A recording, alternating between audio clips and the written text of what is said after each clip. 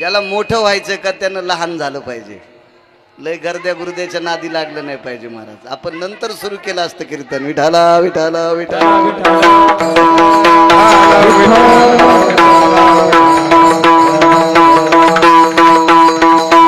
मला काय कीर्तन करू करू महाराष्ट्रात मी इतकी गावं फिरलो, पण आता एवढ्या श्रद्धेने आल्या वारकऱ्यांच्या अंतःकरणात थोडस दुःख वाटतं. याचं दुःख वाटतं, दुसरं काय नाही. विठाला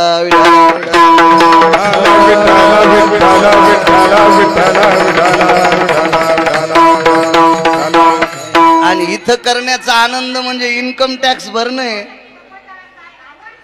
खरी सेवा आहे. मी एरवी तर कीर्तनाची सेवा कधी म्हणतच नसतो, कारण कीर्तनकारानं सेवा त्या कीर्तनाची म्हणावं की त्यानं बुक्का सुद्धा लावून घ्यायचा नाही, हार सुद्धा स्वीकारायचा नाही. पाकिट घेऊन सुमळ्या म्हणतो सेवे करता निवडलेला अभंग. यम इतक्या निब्बर काठीनं हानीन, इंच भर जागा पण ठवाचा नाही लाल करायची. विठाला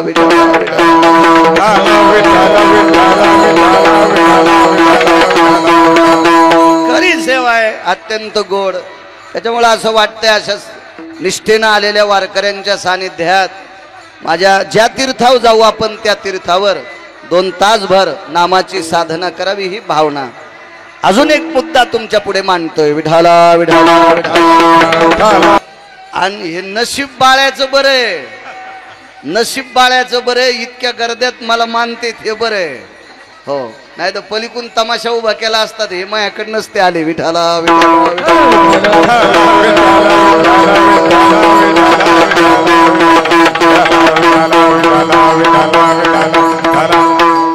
असत.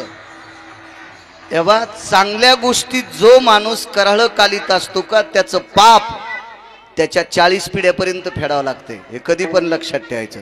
त्याच्या हजारो पिढ्यापर्यंत चांगल्या गोष्टीत जो करहळ कालीत असतो का त्याचं पाप त्याला फेडावं लागतं. विठाला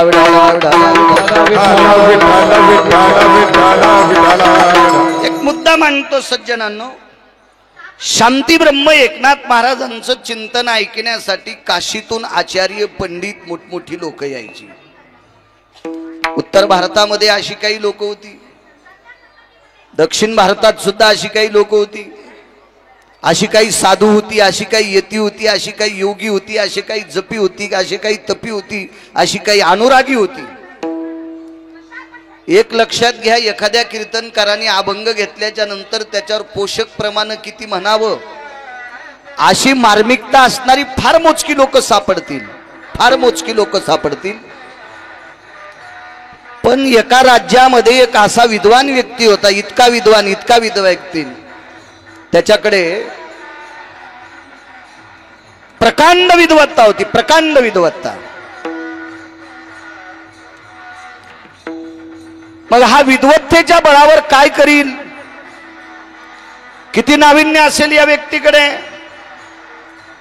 म्हणून एक या संतोष भाऊ या. विडाला विडाला विडाला विठाला विठाला विठाला विठाला विठाला विठाला विठाला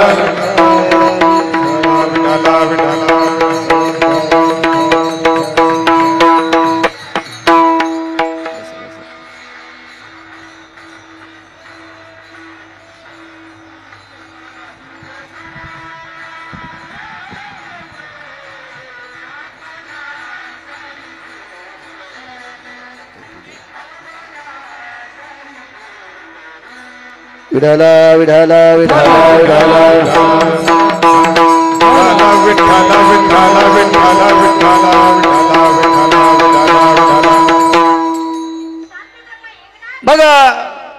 त्या विद्वान व्यक्तीकडे एक व्यक्ती आला आणि सांगितलं मी तुमच्याकडे आलो, मला ग्रंथ न्यायचा आहे तुमच्याकडचा. त्याच्याकडे एकच ग्रंथाची प्रत होती.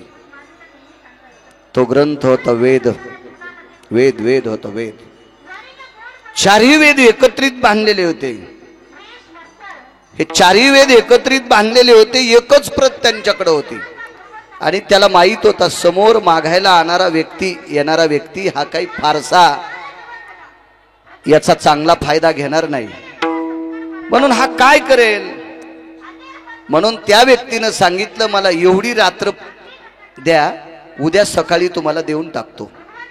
शिष्यांना पाठविलं हवनकुंड बांधलं, लाकडं आणली, यज्ञ पेटवला आणि त्या यज्ञाकडं पूर्वाभिमुख तोंड करून बसले. पान पुढचं वाचवायचं, मागचं वाचायचं, हवनात टाकून द्यायचं.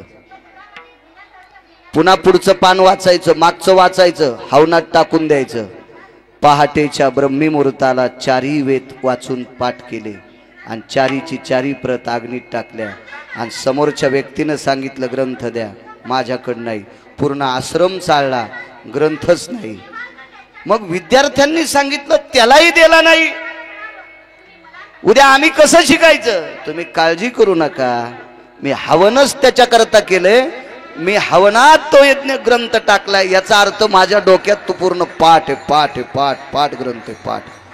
चारी वेद एका रात्रीत पाठ करण्याची ताकद या पवित्र देशातल्या काही संतांकडे होती. अशी संत सुद्धा शांती ब्रह्म एकनाथ महाराजांकडं चिंतन ऐकायला येत होती. ज्याला पूर्ण वेद पाठ आहेत, चारी वेद पाठ आहेत ताईसाहेब, ज्यानं एका रात्रीमध्ये चारही वेदाचं आकलन करावं, डोक्यामध्ये मेमरी कार्डात बसावं, अशी पूर्ण वेद डोक्यात ठेवा, तोही शांती ब्रह्म एकनाथ महाराजांचं चिंतन ऐकायला यायचा. मोठी मोठी माणसं. एके दिवशी शरीर थोडं थकत गेलं, गळत गेलं शरीर, थकवा आला शरीराला. आणि मग लक्षात घेतलं एवढी लोक आपलं चिंतन ऐकण्यासाठी येतात, आता कोण पुढे कथा करेल, कोण चिंतन करेल, कोण भागवत सांगेल, कोण रामायण सांगेल, याची खंत नव्हती. पण मनातली मनात अशी रुखरुख होती. एके दिवशी जोर वाढला, जोर म्हणजे ताप वाढला. आणि तो ताप वाढल्याच्या नंतर असा विचार केला, आजची कथा कोणाला करायला लावावी. सगळी लोक मोठ्या श्रद्धेने आपोआपल्या जागा धरून बसले होते. आणि चोपदार आपला ड्रेस घालून आले, भालदारांनी आपली भाले आणली, चोपदार आले, छत्री धरली. 32 किलो सोन्याची छत्री होती नाथांच्या डोक्यावर. चोपदारांच्या हातातल्या काट्या सोन्याच्या होत्या. बघ, शांती ब्रह्म एकनाथ महाराजांच्या जवळ चोपदार, भालदार, छत्रीवाले सगळे येऊन उभे राहिले. नाथांच्या लक्षात आलं आपल्या प्रवचनाची वेळ झाली, आपल्या रामायणाची वेळ झाली, आपल्या भागवताची वेळ झाली, आपल्या कथेची वेळ झाली, आपण आता आवरायला पाहिजे. पण विचार केला, शरीर थोडंसं साथ देत नव्हतं. शरीर साथ देत नसताना आवाज दिला, गावबा, गावबा ऐकलं का? जी मालक, जी मालक, मालक तयार आहे, आसन अंथरून ठेवलंय, मालक तयार आहे, चला. गावबा मध्ये या. गावबा काकांनी आत प्रवेश केला. त्यांनी विचारलं, ही वेळ व्याख्यानाची, प्रवचनाची, भागवताची, रामायणाची, या वेळेला प्रत्यक्ष आपण आसन आता मंदिरात करून ठेवलंय, मालकांचं काय काम? आसन. जवळ बोलवलं, अंगातला अंगरखा काढायला लावला, बनेन काढायला लावली, खुंटीला अडकायला लावली, हातपाय धुवायला लावले, जवळ बोलिलं, गावबा ते उपरणं घ्या खुंटीवरचं. ते उपरणं नाथबाबांचं होतं. गावबा काकांनी विचार केला, आयुष्यभर या उपरण्याला आपण हात लावला नाही आणि आज मालक स्वतः आपल्याला उपरणं मागतात. एवढाच पुरावा आहे का? जास्त नकोय. मालक आपण आयुष्यभर या उपरण्याला हात लावला नाही आणि आज स्वतःहून आपल्याला उपरणं मागतात. हे काय काय असेल? आज त्या उपरण्यापर्यंत असा हात जात होता आणि हात पुनश्च खाली सुटत होता. हात पुढे जायचा आणि हात खाली सुटायचा. नाथांनी आवाज दिला, गावबा कळत नाही तुम्हाला? मी सांगतोय ना तुम्हाला, उपरणं घ्या. जड अंतकरणाने त्या उपरण्याला हात लावला आणि ते उपरणं हातात घेतलं, मालकांच्या जवळ दिलं. शांती ब्रह्म एकनाथ महाराजांनी ते उपरणं उकललं ते उपरणं. वेद पूर्ण पाठ असणारी व्यक्ती, प्रकांड विद्वान, चारी वेद पाठ असणारी व्यक्ती त्या दिवशी प्रवचन ऐकण्यासाठी पैठणला आहे. त्या दिवशी प्रवचन फक्त नाव सांगत नाही त्या व्यक्तीचं, कारण तुम्हाला मोबाईल मोठाले आहेत, निदान तितकं तरी डोक्यात ठेवा. कशा करता काही काही गोष्टी लपून ठेवतो माहिती आहे का? तुम्ही ज्या वेळेला विद्वान होतान का, ज्या वेळेला तुमच्याकडे आचरणाची भर मोठी होईल का, त्यावेळेला तुम्ही भंगाऱ्यांचे कीर्तन ऐकणार नाहीत. विठाला विठाला विठाला विठाला विठाला विठाला विठाला विठाला विठाला. मला वाईट म्हणण्याचा अधिकार नाही कोणाला, पण जोपर्यंत वक्ता हा श्रोता श्रोता हा बोधावर आरूढ होत नाही तोपर्यंत लायक संपन्न व्यक्तींचे कीर्तन ऐकत नाही. लायक संपन्न व्यक्तीचेच कीर्तन ऐकायचे, ज्याची वैचारिक पातळी, लायकी, आचरण, नियमाची धारणा ज्याची ढासळली, अशा लोकांचं कीर्तन ऐकणं किंवा त्यांना मान्य करणं, त्या नालायकांनी केलेलं पाप श्रोत्याला अर्ध फेडावं लागतंय. दोघाशी पतन सारिखेशी. म्हणून शक्यतो कीर्तन प्रसंगाच्या बाबतीत तरी बाकीचे जे स्टेज आहेत का, या स्टेजवर कपडे काढून नाचा, कपडे घालून नाचा, सगळ्या प्रॉपर्ट्या फुकून नाचा, नाही तर दुसऱ्याच्या लुटून नाचा, तिथं मला काही दखल नाही. पण या वारकरी संप्रदायाच्या स्टेजवर बोधावर आरूढ असणाऱ्या लोकांच्या पुढे बसा आणि बोधावर आरूढ असणारा विवेक तुमच्याही डोक्यात ठेवा. भगवंत तुमचं कल्याण करेल. विठाला विठाला विठाला विठाला विठाला विठाला विठाला विठाला. उपरणं टाकलं गावबा काकांच्या अंगावर. गावबा जी, आज माझ्या जाग्यावर व्याख्यान तुम्हाला करावं लागतं. प्रवचन, रामायण, कीर्तन काय असेल तुम्हाला ते आज करावं लागतंय. एवढी मोठी व्यक्ती, विद्वान आलेले, कितीतरी शास्त्री असतील उत्तर भारतातले, कितीतरी आचार्य असतील, कितीतरी पंडित असतील, एवढी मोठी व्यासंग असणारी लोक आहेत आणि पूर्ण वेद पारंगत आहेत. ज्यांनी एका रात्रीत वेद 4ही पाठ करावा असा विद्वान व्यक्ती त्या दिवशी आलेला आहे. आणि ही गावबा काकाच्या कानावर वार्ता आलती, कारण ती व्यक्ती पंढरपुरात आली त्यावेळेला शिष्यमंडळी पायघड्या टाकीत होती, पायघड्या टाकीत होती. तर पैठण मधल्या विद्वानांनी विचार केला, आपले नाथबाबा गेले तर सर्वत्र त्यांना पायघड्या असतात, पैठणमध्ये येणारा प्रत्येक व्यक्ती नाथांच्या चरणावर लोटांगण घालतो आणि पैठणमध्ये आल्यावर त्याला पायघड्या टाकतात. असा कोण आहे, कोण व्यक्ती असावा की ज्याला पैठणमध्ये सुद्धा पायघड्या टाकतात. म्हणून सर्वत्र चर्चा झाली की या व्यक्तीला 4ही वेद प्रकांड पाठ आहेत. विद्वान, अस्खलित विद्वत्ता आहे, पूर्ण विद्वान व्यक्ती आहे, 4ही वेद पाठ आहे. गावबा काकाच्या कानावर आलं, आज एवढ्या मोठ्या व्यक्तीच्या समोर आपले मालक प्रवचन देणार आहेत, रामायण सांगणार आहेत, नाथ भागवत सांगणार आहेत. आपल्याला त्या व्यक्तीचं दर्शन होईल आपल्या मालकाच्या सानिध्यात. हा आनंद गावबा काकाच्या अंतकरणात दरवळत होता. पण आज उलट झालं, ज्याला पूर्ण वेद पाठ आहेत त्या व्यक्तीच्या समोर गावबा काकांना चिंतन करावं लागतंय याची भीती वाटत होती. आणि तिथून असे निघाले, चौकट ओलांडली, सोबदार सोबत होते. सोबदारांना सुद्धा वाटायचं खडी साखरेचं पात्र गावबा काका घेऊन जायचे, नाथांचं बसायचं आसन गावबा काका घेऊन जायचे. तर खडी साखरेचं पात्र आणि नाथांचं आसन आज सोबदाराला घ्यावं लागतंय. सोबदाराने विचार केला, गावबा काका जे खडी साखरेचं पात्र घेतात, गावबा काका जे आसनपट्टी घेतात, ते आसन घेतात, आज ते आपल्याला घ्यावं लागतंय. ती खडी साखर मालकांनी खावी ठीक आहे, पण गावबाला खायची. त्या आसनावर मालक बसतील नवल नाही, आज पण त्या आसनावर गावबा बसणार आहेत. मला वाटतंय सगळे चोपदार गावबा काकाच्या समवयस्क असल्यामुळं एकमेकाला आरेकारेच बोलत असतील. पण आज चोपदारांना गावबा काकांना आवजाव बोलण्याची वेळ आली. का? नुसतं नाथ बाबाचं उपरणं गावबा काकाच्या अंगावर पडलंय.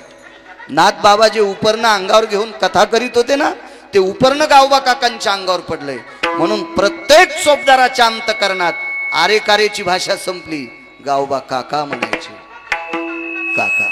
आणि समोर आल्याच्या नंतर इतके एक वयस्क चोपदार होते, गावबा काकाचे पाय चलत नव्हते, पायाशी ओढ्यासारखे होत होते माग. त्या चोपदारानं सांगितलं, काका अहो मालकांनी सांगितलंय, करा चरान जोरात, चला करा करा, तुमचा वाणीचा प्रताप दाखवाच, चला पुढे. असं ऐकल्याबरोबर वळून पाहिलं तर गावबा काकाचे डोळे पाण्यानं डबडबले, पाण्यानं डबडबले. तर चोपदारानं विचारलं, गावबा काका माझं आयुष्य गेलंय आतापर्यंत, आतापर्यंत मी पाहिलं नाही मालकांनी उपरणं कोणाच्या अंगावर टाकलंय, आतापर्यंत बघितलं नाही कोणाच्या अंगावर उपरणं टाकलेलं, ते तुमच्या अंगावर उपरणं टाकले, ह्या उपरण्याचा प्रताप आहे, चला. तरी गावबा काकाचे पाय ओढत नव्हते. चोपदार दादा एकदा मालकाची भेट करून पुन्हा येऊ द्या. पुन्हा गेले, पाहिलं गावबा परत आलात तुम्ही, तुम्हाला मी आदेश दिलाय, माझा आदेश मोडता. आज व्याख्यान तुम्ही द्या, प्रवचन रामायण काय असेल, भागवत असेल आज तुम्ही करायचंय. मोठमोठाले पंडित आले, आज सांगा माझ्या जागेवर तुम्ही. डोळे रडत नव्हते, अंतकरण रडत होतं, मान वाकलेली होती आणि दोन्ही हात छातीवर होते आणि सांगितलं, मालक तुमच्या जागेवर मी कसं बोलू. चौकदारांना सांगितलं, पुढे घ्या जवळ. दोन्ही चौकदारांनी गावबा काकांचे दंड धरले आणि शांतीब्रह्म एकनाथ महाराजांच्या जवळ नेलं. मालकांच्या पायावर डोकं ठेवलं आणि शुद्ध अंतकरणाने पाठीवर थाप टाकली. शांतीब्रह्म एकनाथ महाराजांनी गावबा काकाच्या पाठीवर थाप टाकली, थाप, आणि तोंडावरनं हात फिरला. गावबा मी सांगतोय तुम्हाला, जा, मी सांगतोय तुम्हाला. ती हात पडण्याच्या थाप पडली पाठीवर आणि नाथांच्या आसनावर बसण्याची हिंमत होत नव्हती हिंमत. तरी पण चौकदारांनी बसायला लावलं आणि त्या आसनावर बसले आणि नाथ बाबा जे विवेचन करतात ते विवेचन सुरू केलं.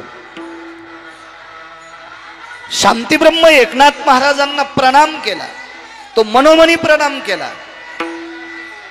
नाव घेऊन प्रणाम नाही केला. का नाव घेऊन प्रणाम नाही केला? कारण समोरचे लोक शांतीब्रह्म एकनाथ महाराजांचं ऐकायला आलते. आपण जर एकनाथ महाराजांना प्रणाम करावा तर लोक म्हणतील हा नाथांना प्रणाम करतो खैरमोडे महाराज, मग हा कोण आहे? पटापटा लोक उठून गेले असते. म्हणून अंतकरणाने नाथबाबांना प्रणाम केला. अंतकरण नाथबाबांच्या चरणावर झुकलं आणि वेदांत सांगायला सुरुवात केली, नाथ भागवत सांगायला सुरुवात केली, रामायणातले प्रसंग सांगायला सुरुवात केली. तर त्यावेळेला ज्या व्यक्तीने चारही वेद मुखोद्गत केलते, ज्या व्यक्तीनं चारही वेद मुखोद्गत केलते, ग्रंथ वाचू वाचू काही आचार्य होते, काही पंडित होते, काही शास्त्री होते. ग्रंथ वाचिता वाचिता त्यांच्या बोटाची कांडे उघडून गेली. ती कांडे, एवढा अभ्यास केलेली लोक होती, इतका वेदांत, एवढं प्रकांड विद्वान, सागराच्या व्यापकतेला लाजवील एवढी अस्खलित विद्वत्ता त्यांच्याकडे होती. त्याच्यातले पूर्ण वेद पाठ करणाऱ्या व्यक्तीनं हाताचं कोणतं बोट तोंडात घालावा हेच कळत नव्हतं. काय अस्खलित वेदांत आहे, काय रामायणातली प्रसंग आहे, काय भागवतातल्या रुच्या आहेत, काय ब्रह्मज्ञानाचं तत्व आहे, काय सात्विकतेचा निर्वाळा आहे, काय काय काय गोड गोड गोड असं चिंतन आहे. त्यावेळेला चार वेद पाठ करणारी व्यक्ती तोंडात बोट घालत होती, तोंडात तोंडात तोंडात. प्रसंग त्यादीचा विधीचा संपला. सगळी लोक दर्शन घेऊन जात होती. ही शास्त्री, आचार्य, पंडित सगळी जण जवळ आली आणि ज्यांनी पूर्ण प्रकांड विद्वत्ता, अशी वेदाची अस्खलित विद्वत्ता होती, त्यानं जटा मोकळ्या केल्या. जटा स्वतःच्या मोकळ्या केल्या. गावबा काका खाली उतरले आणि ज्यांनी पूर्ण वेद पाठ केलेत त्यानं स्वतःच्या जटा मोकळ्या केल्या आणि त्या जटाने गावबा काकाचे पाय पुसले, पाय पुसले, पाय पुसले. नाथबाबा काय विद्वान आहात तुम्ही. नाथबाबा आज तुमच्या वाणीत प्रत्यक्ष ब्रह्म पाहिलंय. नाथबाबा तुमच्या वाणीत आज प्रत्यक्ष वैकुंठातला मालक पाहिलाय. नाथबाबा तुमच्या वाणीत आज प्रत्यक्ष भगवान शिवशंकर पाहिले. नाथबाबा तुमच्या वाणीत आज प्रत्यक्ष रामचंद्र बघितले. नाथबाबा तुमच्या वाणीत प्रत्यक्ष चारी वेद पाहिले, 6 शास्त्र पाहिले, 18 पुराण पाहिले, ऋषी मुनी योगी जपी तपी अनुरागी सर्व काही तुमच्या वाणीतून बघितलं. नाथबाबा, नाथबाबा, नाथबाबा, नाथबाबा. गावबा काकाने हळूच हात पुढे केला आणि एवढ्या विद्वान व्यक्तीच्या तोंडाला हात लावला. माननीय, पूजनीय, वंदनीय, प्रातस्मरणीय गुरुवर्य, तुम्ही ज्यांचा इतका आदर करता तो नाथबाबाचा नौकर आहे. तो नाथबाबाचा मी नौकर आहे, नौकर आहे, मी सेवक आहे त्यांचा. मग नाथबाबा कुठे आहेत? महालात येत, महालात येत. चला, ज्या व्यक्तीला गोड खाण्याची इच्छा होती त्या व्यक्तीला इतकं उंच नेऊन ठेवलं कृपानाथांची. कृपा कटाक्षे शांती ब्रह्म एकनाथ महाराजांची कृपा झाल्याच्या नंतर त्यामून काय वानवाता न पुरे वाणी. पण याच्यातला एक मुद्दा सांगतो तुम्हाला.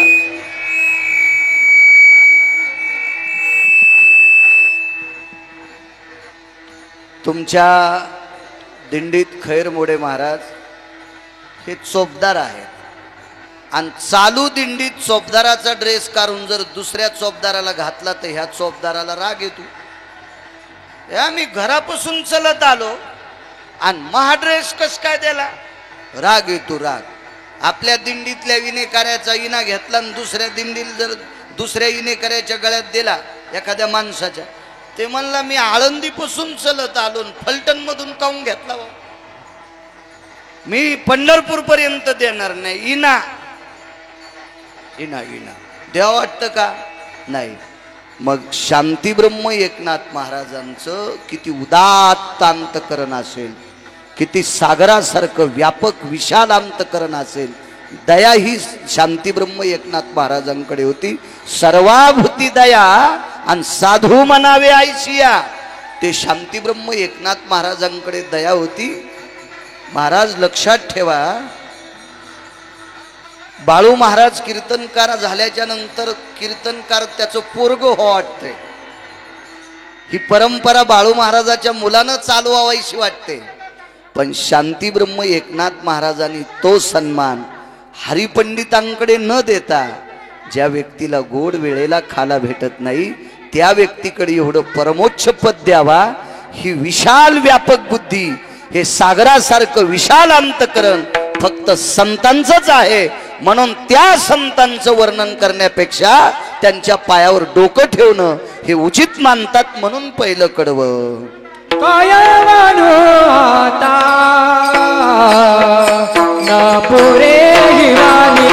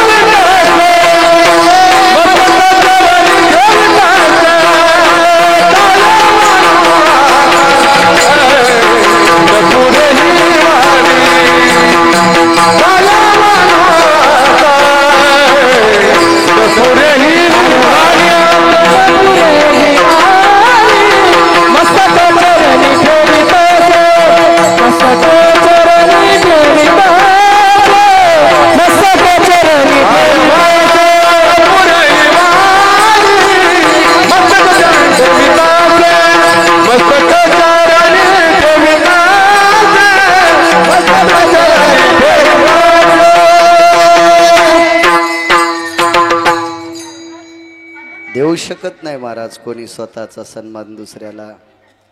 एवढी मोठी व्याप्ती, एवढी मोठी प्रकांड विद्वत्ता, शास्त्रीय आणि आचार्य पंडित पदवी तपासायची ताकद हरिपंडितात होती ताईसाहेब. पण त्या हरिपंडितांकडं ते स्टेज न देता, ते आसन न देता गावबा काकांकडं दिले. गावबा काकांकडं एक दुसरा मुद्दा सांगतो राजे हो, धाडस करण्याची ताकद कोणालाही असते. चुकून शब्द गेला. धाडस हे कोणालाही करा वाटतंय, धाडस हे कोणालाही करा वाटतंय, पण ते धाडस पूर्णत्वाला नेण्यासाठी नाना त्या योग्यतेची ताकद लागते, ताकद लागते, ताकद. त्याचा एक मुद्दा तुमच्या पुढे प्रतिपादित करतो. विठाला विठाला विठाला विठाला. आता इथून पुढे 2 घंटे करायचे आपल्याला. विठाला विठाला विठाला.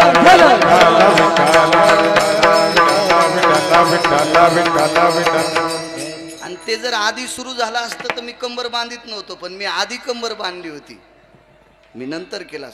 मला नाद नाही चढाव नांगर घालायचा. विठाला विठाला विठाला विठाला विठाला विठाला विठाला विठाला विठाला विठाला विठाला विठाला. कारण लय पोट भरून कीर्तन झालेत ना, आता काय ताण नाही ना, हाऊत भरून सांडायला आता, त्याचं काय अशी चिंता नाही, काय नाही, गोड वाटतं. असो, एक मुद्दा मांडतो तुमच्या पुढे. आणि विठाला विठाला विठाला विठाला विठाला विठाला विठाला विठाला विठाला विठाला विठाला. एखादी गोष्ट धाडसानं करायची असेल तर त्याच्यासाठी त्या योग्यतेचं धाडस लागतंय, काळीज लागतंय. एखादा बदल करणं इतकं सोपं नसतं सज्जनांनो. काही लोकांना वाटतंय आपण बदल करावा, पण तो नाही करतायत. वर्षभर भांडवल पुरते गिरगाव करायला आता. विठाला विठाला विठाला विठाला विठाला विठाला विठाला विठाला विठाला विठाला. तुम्हाला एक पुरावा माहित असेल, माझ्या निळोबरायकडे एकदा प्रत्यक्ष देव आले. निळोबरायनी सांगितलं, निळा म्हणे आम्ही नोळ खोजी देवा, तू कयाचा दावा करीत असो, येथे तुझ लागी बोलाविले कोणी, प्रार्थिल्या वाचोनी आलाशी का. प्रत्यक्ष विश्व ज्याच्या ताब्यात आहे त्याला म्हणावं आम्ही तुकोबाऱ्याला ओळखतो, तुला ओळखत नाही. सामान्य धाडस आहे. आणि प्रत्यक्ष जगाचा मालक आल्याच्या नंतर सांगितलं आम्ही तुला बोलवलं नाही, तू आलाच कशाला. हे धाडस सामान्य. किती किती मोठी धाडसाची वाणी असेल, किती मोठी धाडसाची वाणी असेल. विठाला विठाला विठाला विठाला विठाला विठाला विठाला विठाला विठाला. पण ते धाडस परिपूर्णतेला गेलं, टोकाला गेलं.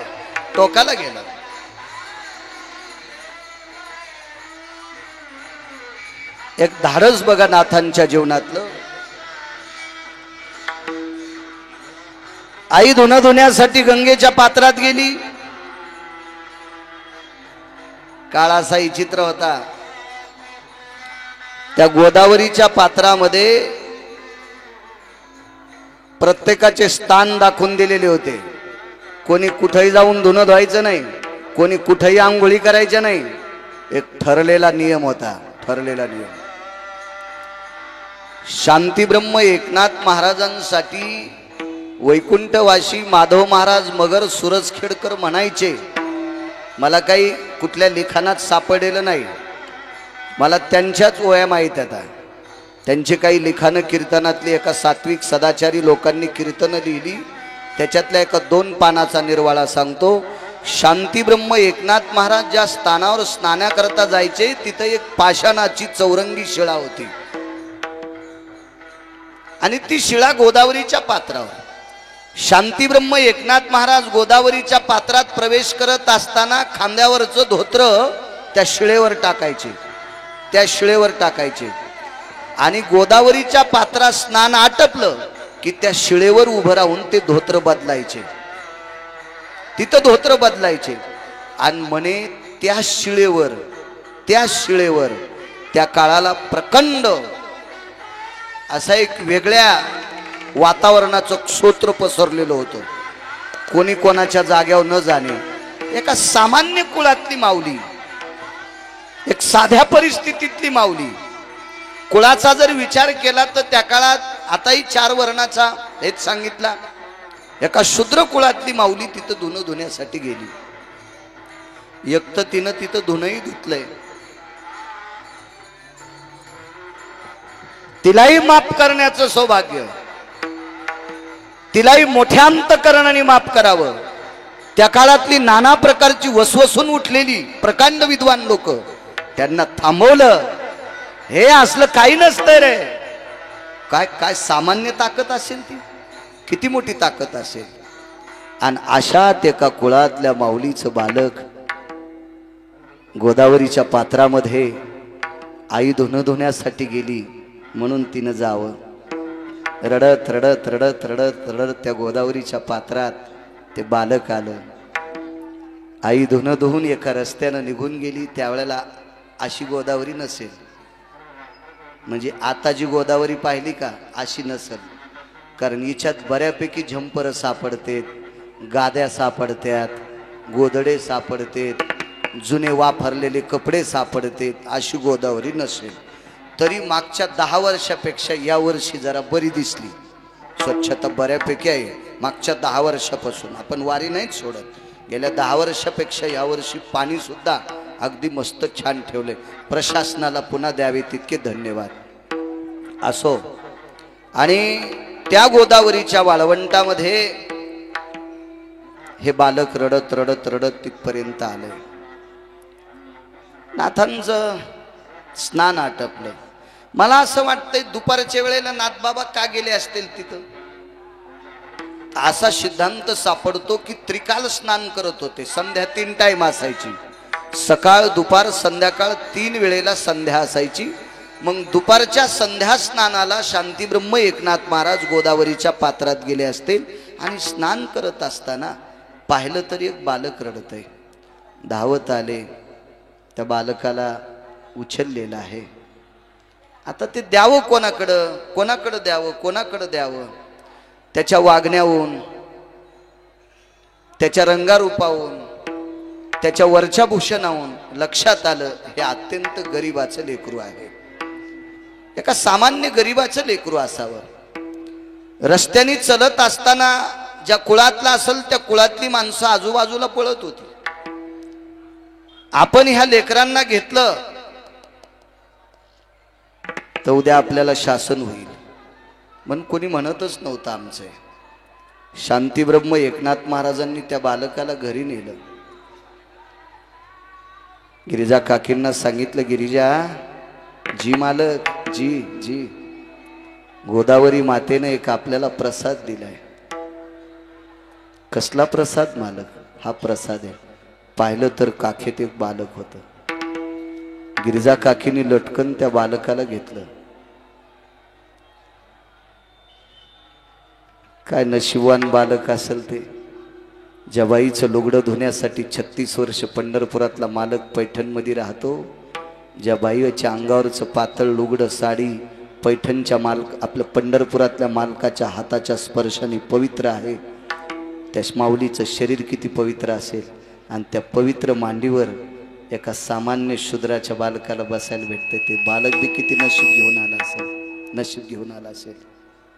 म्हणून मला असं वाटतंय हे मध्यंतरी जातीचा जो शहाणपणा होता ना, हा संपवण्यासाठीच नाथबाबांनी हे काम केलं असेल. यातायाती धर्म नाही विष्णुदासा आणि निर्णय तो ऐसा वेदशास्त्री. मी तर सहज म्हणत असतो, भारतात अशी एकही जात नाही की त्या जातीतले लोक दारू पित नाहीत. प्रत्येक जातीत हरामखोर माणसं आहेत, प्रत्येक जातीत नालायक माणसं आहेत आणि प्रत्येक जातीत सज्जन माणसं आहेत. मी खानदेशमध्ये गेलो संतोष बुवा, तिथे कृष्णाजी माऊली जायखेडकर म्हणून एक महान महात्मा होऊन गेले. वारकरी संप्रदायातले फार मोठे तत्वनिष्ठ साधू कृष्णाजी माऊली जायखेडकर. आपण एकदा मधल्या वारीला गेलतो. गेल्या वर्षीच्या कार्तिकीला, आता कालच्या कार्तिकीला नाही, मागच्या वर्षीच्या कार्तिकीला गेलो. तर एक किर्लोस्कर नावाचा माणूस, किर्लोस्कर नाव होतं त्याचं, खैरमोडे महाराज. हा किर्लोस्कर नावाचा माणूस जामदे नावाच्या गावातला पारधी समाजाचा माणूस होता. त्यावेळेला कोरोनाच्या बऱ्यापैकी सावट होतं. पंढरपूरमध्ये आम्ही जिथं राहतो तिथं तो भेटायला आला. तर त्यानं ताईसाहेब असं हातानं खुरड्याच्या नंतर त्याच्या पायाचे कातडे असे मातुड्यासारखे खुडून येत होते. म्हणजे जामद्यापासून तर पंढरपूरमध्ये बऱ्यापैकी परिस्थिती नसताना तो चालत आला.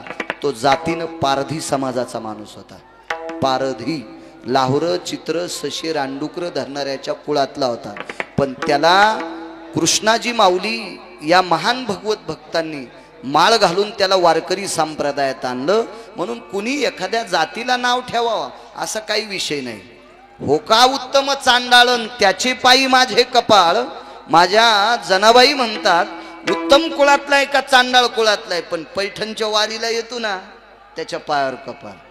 पैठणची वारी इकडं चालू असताना तिकडं 13व्याचे कीर्तन हाणतू, त्याच्या कपाळाला पण माझे पाय नाही, त्याच्या कपाळाला पण माझे पाय नाही. आणि तो जर पैठणच्या वारीला येत असेल तर जनाबाई म्हणतात त्याच्या पायावर माझं कपाळ, त्याचे पायी माझे कपाळ. पंढरीचे वारकरी त्यांचे पाय माझे शिरी. मग तो जात कुठली असू द्या पण तो वारकरी असला पाहिजे. तुका म्हणे नाही जाती सवे काम, ज्याचे मुखी नाम तोची धन्य. कारण भजन करण्याचा अधिकार प्रत्येकाला आहे, जातीचा संबंध नाही. चुकून 7व्या अवतारात पंढरपुरातल्या मालकाने चुकून काम केलं. वशिष्ठांचं ऐकून एका भजन करणाऱ्या शिकाऱ्याचं पोरग मारलं, किराताचं पोरग मारलं. तर त्याला मारल्याच्या नंतर पंढरपुरातल्या मालकाला 8व्या अवतारात 11 वर्ष 53 दिवस आईची वडिलाची भेट झाली नाही. हे पाप देवाच्या डोक्यावर पडलं. तर तुम्ही आम्ही हा नालायकपणा करणं, आपल्याला देव कोण्या नरकातला किडा करीन याचाच मेळ लागणार नाही. विठाला विठाला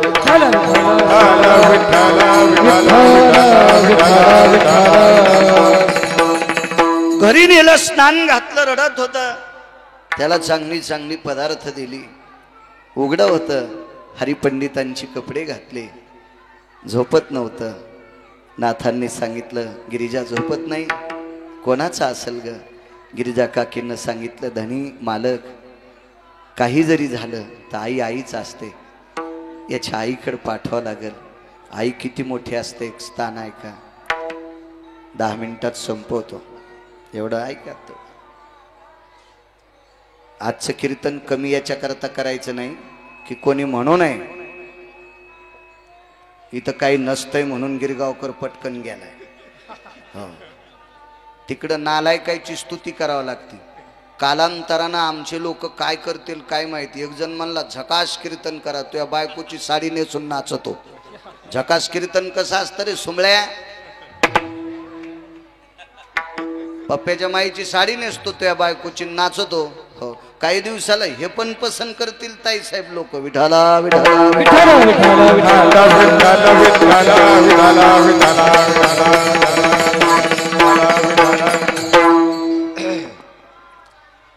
असो. गिरिजा काकींनी सांगितलं मालक आपल्याकडे कपडे चांगले आहेत, संध्याकाळी झोपण्यासाठी आसन आहे, वाटल्यास मी त्याला पाळण्यात रात्रभर झोका देईल, पण ते माय पाहिल्याशिवाय झोपणार नाही. एक पुरावा सांगतो. आपल्या परिसरामध्ये आपल्या गंगाखेड भागात एक साधू आहेत, विजयानंद सोपेकर महाराज. मी त्यांचा कीर्तनातला एक पुरावा ऐकिलता आणि मी अजून एका महात्म्याच्या मुखारविंदातून ऐकिला. एका बाईला जुळ्या 2 मुली झाल्या. आईचं महत्व किती गिरिजा काकींनी नाथांना सांगितलं, काही प्रयत्न करा पण त्याच्या आईकडे देऊन टाका. आईचं किती अनन्य साधारण महत्व आहे बघा, किती टोक असतंय आईचं. एका महिला 2 मुली झाल्या जुळ्या, दिसायला सारख्या होत्या, पण मोठीची जी अगोदर जन्माला आली तिच्या खांद्यावर जाब होता आणि नंतर जन्माला आली तिच्या खांद्यावर जाब नव्हता. ताईसाहेब त्या दिसायला सारख्या. वर्गात असताना शिक्षकाला कळत नव्हतं ही कोणती ही कोणती, म्हणजे नाव 2 होते ना, तर कोणतीला कोणत्या नावाने हाक मारावं ते गुरुजीला कळलंच नाही शेवटपर्यंत. इतक्या दिसायला सारख्या होत्या. सोयरिकी झाल्या, चांगल्या घरची मुलं आली, स्थळं आली, समन गोड झाले, वारकरी संप्रदायातले साधक भेटले, लग्न झालं. कर्मधर्म संयोगाने वंशवेल वाढली, दोघींना पुत्ररत्न झाले. गिरिजा काकी सांगतात आईकडे देऊन टाका त्याच्या. आपल्याकडे 56 भोग आहेत पण ते झोपू शकत नाही, ते सारखं आई आई म्हणून ओरडतंय. हे भोग त्याच्या कामाचे नाहीत, त्याची आई त्याला गरजेची आहे. आपण त्याची आई शोधून देऊ. आईचं महत्व किती याच्याकरता उदाहरण सांगतोय. आणि मग लग्न झालं, दोघींना मुलं झाली, पण कर्मणो गहनो गती, त्याच्यातली एक जात राहिली, मृत्यू पावली एक. 2-4 महिन्याच्या फरकाने लेकरं झालती. 8-10 महिन्याची लेकरं असावी. ज्याची आई वारली त्याचं 7-8-9 वर्षाचं 8-9 महिन्याचं लेकरू असेल, ते 8-9 महिन्याचं. दुसरीला सुद्धा 12-13 महिन्याचं लेकरू असेल. 4-2 महिन्याच्या फरकाने लेकरं. मग सगळी जण आई मृत्यू पावल्याच्या नंतर हळहळ करत होती. भिंतीला त्याची आई टेकवली. सुवासिनी येत होत्या, हळदी कुंकू देत होत्या. आणि सौभाग्यवती होती ती, सुवासिन गेलती. म्हणून आपल्या संस्कृतीमध्ये मालकाच्या अगोदर गेलेल्या स्त्रीच्या कपाळाचं कुंकू सौभाग्यवती स्त्री, ते प्रेताचं पण कुंकू कपाळाला लावित असते. मी एक अजून दुसरा पुरावा सापडला. सौभाग्यवती स्त्री ज्या वेळेला मालकाच्या अगोदर जात असती का, त्यावेळेला ती प्रेत जरी असेल तर जिच्या कपाळाला कुंकू आहे तिनं स्वतःचे काकणं तिच्या काकणाला लावायचे. यति कंकनो भय जयो प्रेतास्तित्काराय ललाट प्रपटले अर्जितम कुंकुमम भय जायते नैवम गांजा कसम लिखितम. नालायकाचा पुरावा नाही भाऊ, हा शास्त्रशुद्ध पुरावा आहे. असे बरेच, पण आजच्या कीर्तनात नको ते. मला फक्त आई हा संबोधन तेवढ्या पुरता मुद्दा द्यायचा आहे. मग सगळी जण त्या लेकराला नाना प्रकारचं काहीतरी आमिष देत होते. पैसे दाखवायचे, बिस्किट द्यायचे, चॉकलेट द्यायचे, पण ते थांबत नव्हतं. तेवढ्यात त्याची मावशी आली, गाडीतून उतरली. तिच्याही कडेला सुंदरसं लेकरू होतं. तानच होतं ते, काय असं फारसं नव्हतं. 10-12 महिन्याचंच होतं ते पण लेकरू. गावातले 1-2 लोकांनी सांगितलं, बाई तुझं लेकरू तुझ्या मालकाकडे दिलं तर बापाकडे ते आनंदानं राहील. पण फार कमी कालामध्ये ज्याची सहचरणी गेली त्याचं अंतःकरण सुद्धा दुःखाच्या थारोळ्यात आहे. म्हणून बापाच्या चेहऱ्याची उदास वृत्ती आहे, ते बापाकडे थांबणार नाही. आणि आई तर मृत्यू पावली, बाप उदास आहे. तू बहिणीच्या दुःखात किती जरी तू शोक केलास तर तुझी बहीण उठणार नाही. पण तुझ्या बहिणीचा कुलदीपक आता माय माय म्हणून ओरडायलाय. त्याच्या माईसारखी तू दिसतेस, तुझ्याकडे घेऊन टाक. आणि सगळ्यांचं ऐकलं आणि बहिणीचं पोरग त्या मावशीनं जवळ घेतलं. स्वतःचं पोरग मालकाकडे दिलं. ते त्याच्या बाबाकडे खेळत होतं. पण बहिणीचा मुलगा जवळ घेतल्याच्या नंतर तिथं आलेल्या प्रत्येक ज्येष्ठ व्यक्तीनं मेलेल्या बाईकडे पाहिलं आणि जिवंत बाईकडे पाहिल्यावर लक्षात येत होतं कोणती मेलीन कोणती जिवंत. म्हणजे इतके चेहरे हुबेहूब होते, लोकांना कळत नव्हतं. पण 9 महिन्याच्या पोराला कळालं ही आपली माय नाही, हे आपली माय नाही. त्याने रडणं बंदच केलं नाही, ते रडतच होतं. पण त्या गावात जुनाट सात्विक सदाचारी पुण्यशील स्त्री, तुमच्यासारखा पदर घेणारी बाई, बायकांनी पदर घेतले पाहिजे. कीर्तनकार फुकल्यावर सुधराता तुम्ही मला गोळी घाला, हा घेत जा पदर. नाही तर पप्याच्या बापाला एक सांग जा, पप्याचा बाप पदराचे पैसे मातीत घालू नका, येताना पदर कापून आणि जा. तर मग अशा 2-3 सांगितलं नवऱ्याला पदराचे पैसे घालू नका. ते दुकानात गेल्यावर दुकानदाराला म्हणले पदर कापून द्या. तर दुकानदार म्हणले ओ ठीक आहे, आम्ही पदर ब्लाऊज होईल एखाद्या दुसऱ्या बाईला विकू, त्याच्यावर जर असतो. पण तुम्ही बिनपदराच्या साड्या कस काय न्यायल्या? आमच्या बायका होंडी सोसायटीच्या अध्यक्ष आहेत. त्या बैलानं काय सांगितलं, ते बैल तसेच ना. तुम्हाला एक सांगू का, ज्याची बायको पदर घेत नाही त्याचा अर्ध पाप तिच्या नवऱ्याच्या बोखंडीवर पडतंय.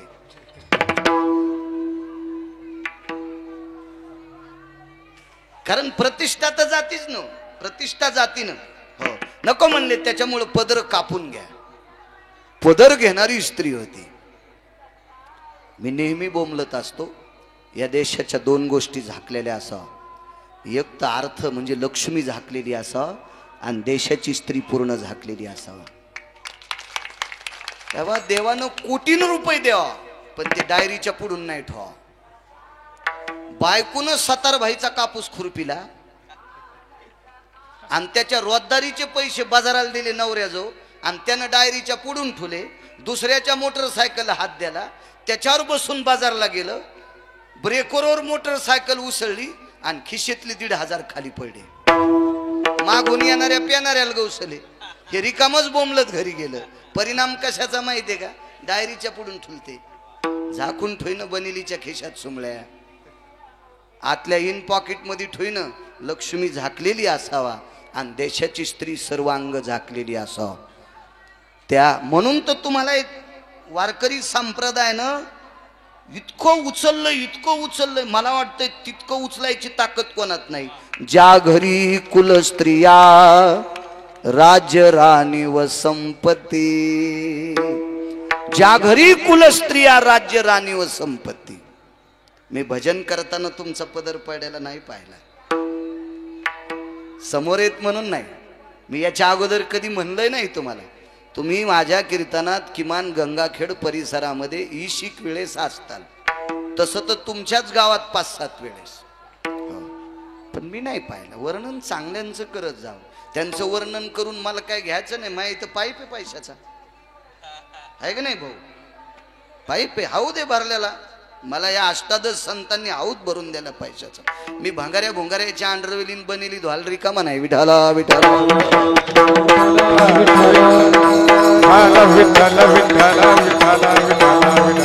आणि खुल्ल्याम सांगतोय ना. युट्यूब वाले का गपचिक बसतेत काय? कष्टाला इस्तू लावते ना, सगळं जग ऐकत आहे द्यायला. खुल्ल्याम सांगतोय, मालकान दिले ना आपल्याकडे, काय ताण या. आणि ठीक आहे, एखाद्या नालायकाचं वर्णन करायचं आणि त्यानं 2 कोटी दिले आणि जातानाच गिरगावकर जर अटॅकनं मेला तर ते अंगावर घेऊन फुकून घ्यायचे का? चांगल्यांचं वर्णन करावं, संतांचं वर्णन करावं. जे भक्त चरित्राते प्रशंसती, देवाला आवडतात चांगल्यांचं वर्णन. पुण्यवंत भावे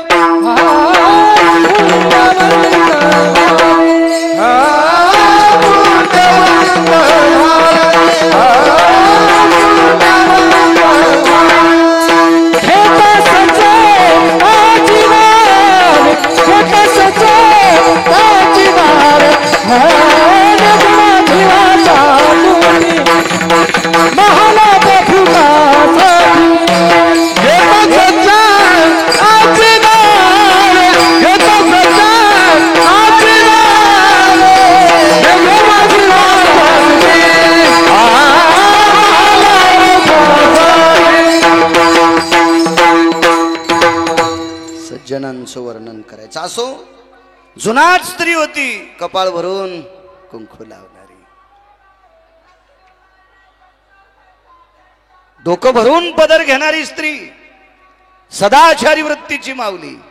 तिने एक सांगितलं, ऐकता करे, या लेकराचं रडणं बंद करायचं असेल तर याच्या माईसारखी दिसणारी याची मावशी दाखवू नका.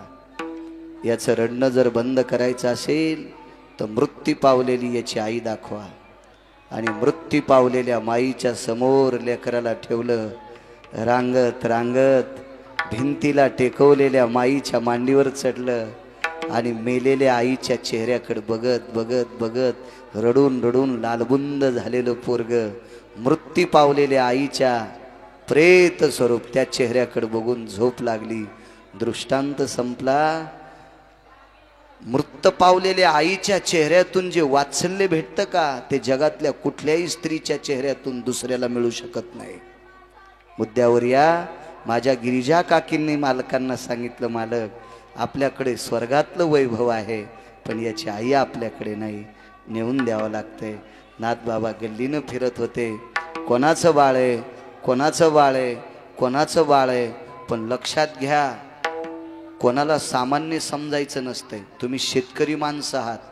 बैल जर आपण एखाद्या गावात विकत घेतला आणि त्या गावातून बैल आपण कासऱ्याला धरून आपल्या दावणीत आणला, दोन्ही गावाचं अंतर 10 कोसाचं असू द्या, आणि आपल्या घरून जर बैल सुटला आणि मधी जर एखाद्या नालायकानं नाही धरला तर बैल पहिल्या मालकाच्या दावणीला जातो. इतका बैल हुशार असतो. एक जुना मुद्दा सांगतो, ज्यांच्या पॅन्टेवाल्यांना कळणार नाही. तुमच्या लहानपणी नाना भाऊ बळी भाऊ पेव होते, पेव. तर गडी बदलल्याच्या नंतर पेव कुठे कळत नव्हता. तर पण बैल नव्हते न बदलत, 5-5, 10-10 वर्ष जोड असायचा. मग जुना जो बैलाचा जोड आहे का, तो ज्वारीच्या पहिल्या गाडीला झुपायचा आणि गावात बैलगाडी दारापुढं आली की कासरा मोकळा सोडायचा. बरोबर बैलाचे पुढच्या दोन्ही बैलाच्या मधल्या खुऱ्या आतल्या पायाच्या खुऱ्या पेवाच्या मानेवर पडत होत्या. आणि बैलगाडी बाजूला घेतली आणि ती माती उकरली की पेवाचं तोंड सापडत होतं. किती विवेक असन जनावरांना, किती विवेक असन. तो बुद्धिवाद बालपणी लेकराकडे असते. नाथ बाबा सगळ्या गल्लीत फिरत होते. कोणाचं लोकांना भीती वाटत होती हो. आपलं म्हणावं तर आपल्याला शासन होतं काय, एवढे धसकी होती ना त्या काळात. पण त्या दारापुढे आल्यावर लेकरू हात करीत होतो. गिरिजा काकींनी सांगितलं इकडं हात करतोय ते आरती या झोपड्यातला असा. आणि त्या घरातली सगळी झोपड्यात होती. बोलवली, शुद्ध अंतकरणानं देऊन टाकलं. राजे हो, हे साधं धाडस असेल, सामान्य धाडस असेल. प्रत्यक्ष आमंत्रित पितरांच्या अगोदर नाल्या साफ करणाऱ्याला जीव घालणं सामान्य धाडस आहे. तुम्हाला एक सांगू का, इथं बसलेल्या कोण्या व्यक्तीला लग्नालाचं आमंत्रण यावं आणि तुम्ही त्या लग्नाला जावा. तुम्हाला जर मुलाच्या वडिलांकडून आमंत्रण असेल किंवा कोणाला मुलीच्या वडिलांकडून आमंत्रण असेल आणि तुम्हाला ज्यानं आमंत्रण दिलंय तो तुम्हाला जेवा म्हणायच्या आधी जर जेवायला बसला तर तुम्ही तसेच रुमाल झटकून घरी येतात. एक जण म्हणला, जेवले काऊन नाही, आमच्या इथं का ते काताडे नाहीत का, चपात्याला काताडे म्हणतात.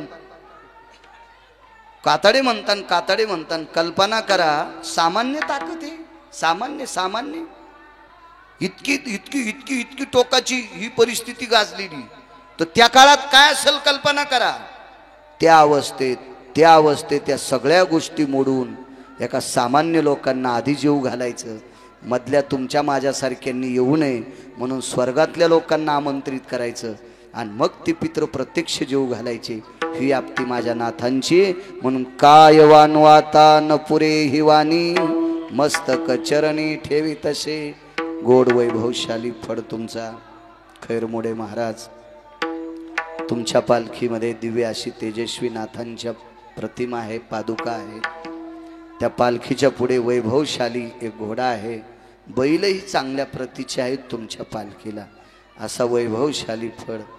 याच्यामध्ये संप्रदायाचे नियम आहेत, ते नियम जोपासा. देव तुमचं कसं कमी करीन राजो, देव तुम्हाला फार मोठं करीन. जो संप्रदायाचे नियम सांभाळतो का त्याला कसल्याच प्रकारची कमी होत नाही. त्याला दगडावर आपटिल्यान मरण नाही. नियम सांभाळायचे, नियम गोड असं काटेकोरपणा नियम सांभाळा. असाच तुमचा फड मोठा होईल. तुम्ही बऱ्यापैकी विद्यार्थ्यांना शिकवता. भविष्यातले त्या महाराष्ट्राच्या मातीतले पवित्र ते वारकरी संप्रदायातले तारे असतील. आणि तुमच्या योगानं खैरमोडे महाराज, मला या पवित्र भूमीमध्ये, ज्या भूमीमध्ये या कणाकणामध्ये विटेवरच्या मालकाचा वास आहे, अशा पवित्र भूमीमध्ये खरोखर सेवा करण्याचा आज योग आला. माझं महत् भाग्य आहे. आदरणीय गानसम्राज्ञी आमच्या गोदावरी ताईसुद्धा आहेत. वा, छान आनंद वाटतो. हे उंच गेलेली गायन क्षेत्रातले लोक सुद्धा वारीला येतात. आनंद वाटतंय, आलं पाहिजे. मला असं वाटतंय देवानं कोण्याही गायकाला, कोण्याही मृदंगाचार्याला, संतोष बुवा, कोण्याही कीर्तनकाराला, भागवतकाराला, रामायणकाराला खूप मोठं करावा आणि त्यांनी वाऱ्या वगळून कीर्तन करावा. ते पंढरपुरातल्या मालकाला आवडतं राजो, वारीला आलं पाहिजे. मगाशी जरा आवाज जास्त असल्यामुळे एक वाक्य बोलून गेलो. इथे आजच्या षष्टीच्या दिवशी 2 मिनिटात संपवतोय. आजच्या षष्टीच्या दिवशी पंढरपुरातला मालक आज पैठणला असतोय. पैठणला त्या पंढरपुरातल्या मालकाची पावलं या पंढरपुरात आहेत, आज पैठणमध्ये आहेत. आणि त्या पावलावरच्या धुळीचा कण जणू करून एखादा जरी आपल्या अंगावर आला तर त्या कणाच्या याने एखादा म्हणीन, महाराज मी फॅक्टरी टाकीन का, मला पैशाचा एखादा हंडा सापडेल का, कलही सापडेल का सोन्याची. असं नसतं. पण या कणाने तुझ्या प्रपंचात जन्माला आलेले तारे, आई जशी लेकरावर प्रेम करती तशी तुझे आपत्ती तुझ्यावर लेकरासारखं प्रेम करते. त्या कणात ताकद आहे. इथं असणारा सात्विक सदाचारी एखादा संत असेल, जाणू करून आपल्याला तो माहीत नसेल, खरी संत महत्व हरवी, चातुर्य लपवी, पिशेपण मिरवी आवडवणी, पूज्यता डोळा न देखावी, स्वकीर्ती कानी न ऐकावी. असे निष्ठावंत काही वारकरी आहेत की ज्या वारकऱ्यांचा नगर प्रदक्षिणा करत असताना त्यांच्या पावलाची माती आपल्या अंगावर येत असती वारीच्या प्रसंगामध्ये. एरवी आपल्याला इतके वारकरी कुठं सापडतील, आणि म्हणून त्या निमित्तानं वेळेत वेळ काढून अशा वारी प्रसंगासाठी 4 पर्व आहेत. पंढरी पर्व आहे, आळंदी पर्व आहे, देहू पर्व आहे आणि पैठण पर्व. हे 4 पर्व सांगितले आपल्याला. या 4 पर्वांच्या वाऱ्या जीवनात केल्याच पाहिजे. आपल्याला याच्याकरताच पाठवले. होईन भिकारी पंढरीचा वारकरी आपण आहे ते 4 वाऱ्या आवर्जून केल्या पाहिजे. आणि या पैठणच्या वारीला जो कोणी येत असेल राजो, त्या वारकऱ्यांच्या चरणी गिरगावकरांचा प्रणाम. विढोबार घोमाये, विढोबार ज्ञानेश्वर माऊली ज्ञान